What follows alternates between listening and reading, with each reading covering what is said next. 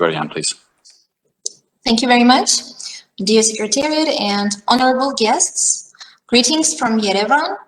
I want to start with thanking the organizers for putting together this event and addressing these very important issues, the humanitarian protection and the human rights in conflict zones.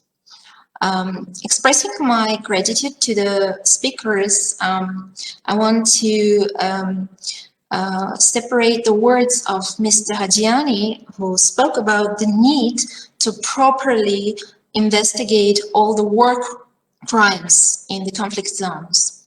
And I say this for the following reason. I will be organizing my thoughts in several topics, but I want to begin with the very fact of the start of the 44-day war in Nagorno-Karabakh, which was unleashed by Azerbaijan against Nagorno-Karabakh and its people. And it has been done in a total violation of international humanitarian law amid the COVID-19 pandemic. A war took lives of several thousands of people on both sides. However, the war did not start. It wasn't started by both sides. It never starts by both sides.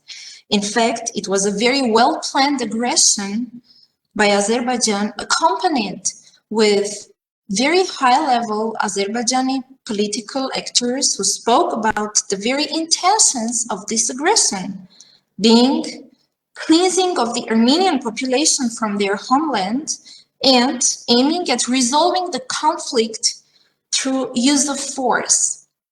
Now, my colleagues from Azerbaijan, speaking about the conflict, mention the end of the conflict, speak about the conflict as if it has ended. What I want to say is that if we simply hear to that and do not respond, then do we allow the thought that the conflict can be resolved not peacefully, but through the use of force? Is this anyhow acceptable for us as member states of the OSCE? War crimes, including executions, inhumane and degrading treatment of prisoners of war and civilian captives, beheadings, mutilation of dead bodies, and other crimes are well documented.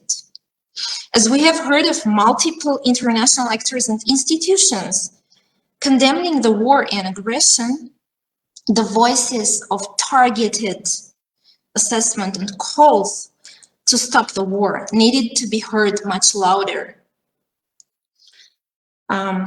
We're speaking about the need to address the humanitarian issues, and we need not to do so in order to only alleviate the pain of those who have undergone the sufferings of war, but for another and a very important reason: to prevent them from happening again, to prevent their repetition.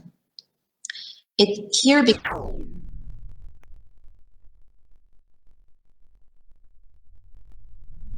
a much more global issue than of the very concrete people affected. Against this backdrop, I'm emphasizing once again the importance of targeted and objective calls and formulations when addressing the war and its particular situations.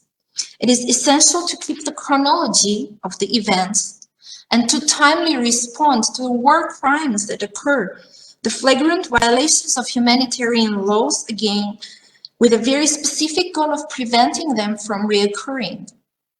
We're now speaking about the need to create an atmosphere of confidence and trust. And Mr. Guliev from Azerbaijani delegation was speaking about creating this possibility for mutual trust and confidence and respect. So I want to show something, and I don't know if it's well seen on your screens. Can you see this?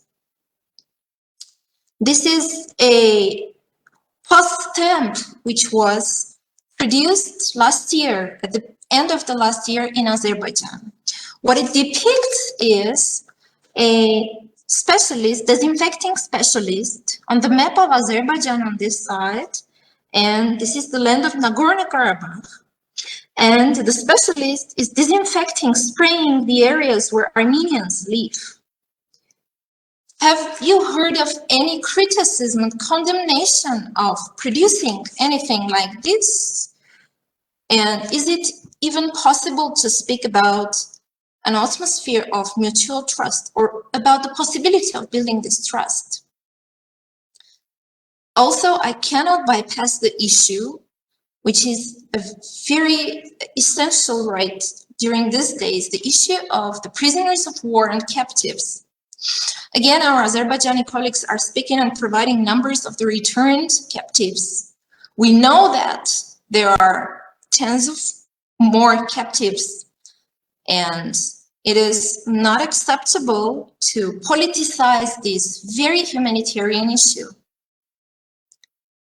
We are here to speak about not only the events, not only the phenomena, and condemn or criticize them in general, because we're never going to prevent specific crimes from happening if we do not address them directly.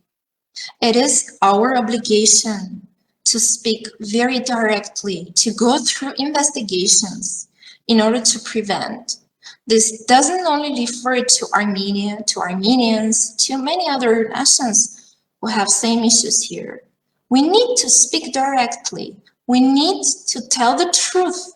We need to keep to the values and follow the values that we every time claim to be ours in order to truly respect them. And I rely here on all of you and all the member states of the OSCE and our international community. Thank you very much. Which is good. Thank you very much.